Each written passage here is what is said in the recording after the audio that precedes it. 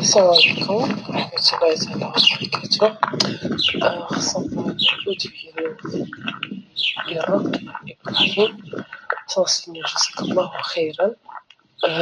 شكرا نطس تتبع غاز يشيد دواء الحمد لله.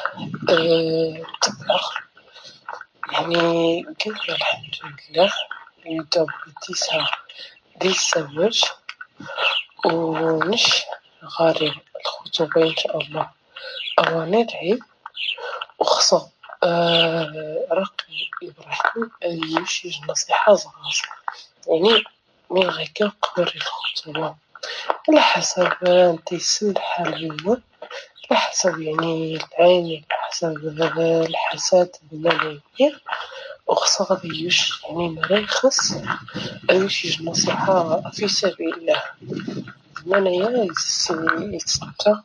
وشكرا.